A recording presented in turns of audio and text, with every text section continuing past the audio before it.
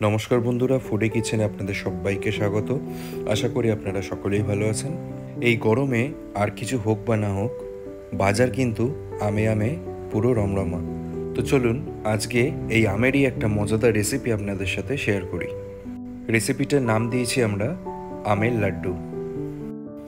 আশা করি রেসিপিটা আপনাদের ভালো লাগবে, আর ভালো লাগলে একটা লাইক কমেন্ট করে আমাদের চ্যানেলটাকে সাবস্ক্রাইব করে দেবেন। তো এই রেসিপিটার জন্য সবার প্রথমে একটা মিক্সার গ্রাইন্ডারে নিয়ে নিন কয়েকটা আমের পাল্প। যে কোনো মিষ্টি আম আপনারা ব্যবহার করতে পারেন, তবে হিমসাগর আম ব্যবহার করলে সব থেকে ভালো হবে।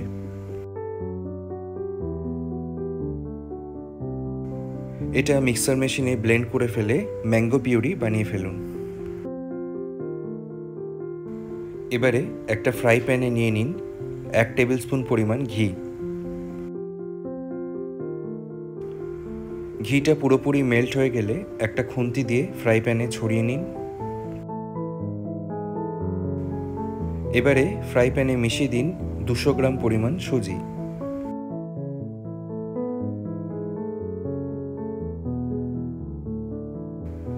ফ্লেমটা লোতে রেখে সুজিটা ভালো মতো ভেজে ফেলুন।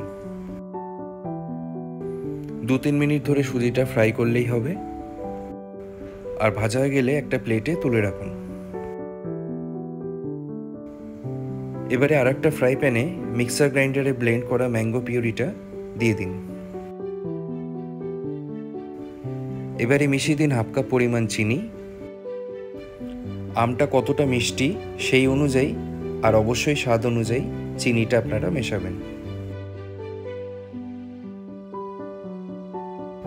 চিনিটাকে ম্যাঙ্গো পিউরির সাথে ভালোভাবে মিক্স করার পরে মিশিয়ে দিন 3 টেবিল স্পুন পরিমাণ গুঁড়ো দুধ। আর তার সাথে মিশিয়ে দিন 1/2 চা চামচ পরিমাণ এলাচ গুঁড়ো। স্বাদটাকে একটু ব্যালেন্স করার জন্য মিশিয়ে দিন 1/4 চা চামচ লবণ। এবারে মিশিয়ে দিতে হবে দুধ।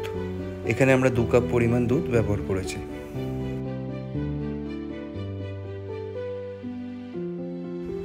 দুধটা মেশানোর পরে ফ্লেমটা একবারে লোতে রেখে ভালোভাবে মিক্স করে ফেলুন।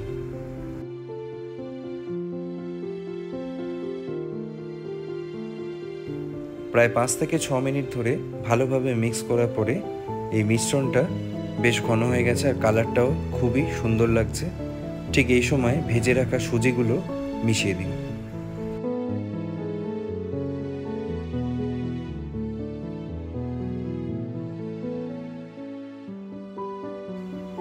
সুজিটা এই মিশ্রণের সাথে ভালোভাবে মিশিয়ে দিন। আরও 5 থেকে 6 মিনিট নাড়াচাড়া করলে দেখতে পাবেন মিশ্রণটা আস্তে আস্তে এরকম জমাট বেঁধে যাচ্ছে।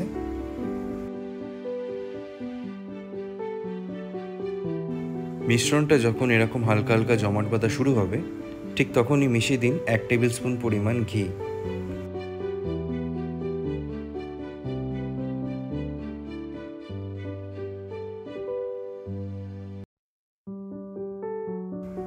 ঘি মেশানোর পরে আবার মিশ্রণটাকে নেড়ে যেতে হবে কন্টিনিউয়াসলি। ফ্লেমটাকে কিন্তু অবশ্যই লো টু মিডিয়াম রাখবেন।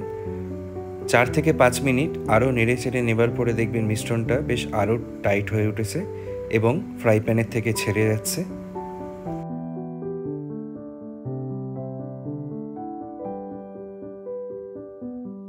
এভাবেই কন্টিনিউয়াসলি নেড়ে যেতে থাকুন যতক্ষণ না মিশ্রণটা পুরোপুরি একটা থোক আকারে ফ্রাই প্যানের থেকে ছেড়ে যাচ্ছে।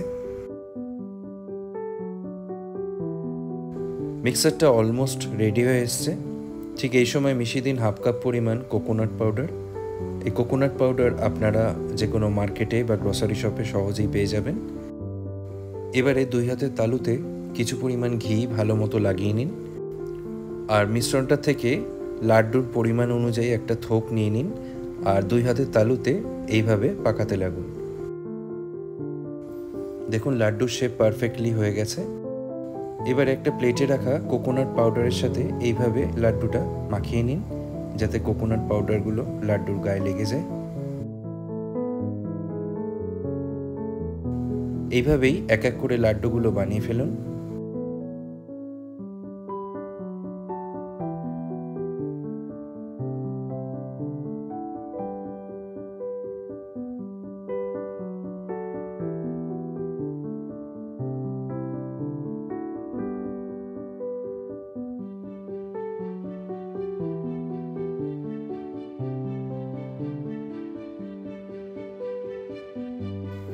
তো বন্ধুরা, দেখতেই পেলেন কত কম সময়ে আর খুবই সহজে এই আমের লাড্ডু তৈরি করে ফেলা যায়।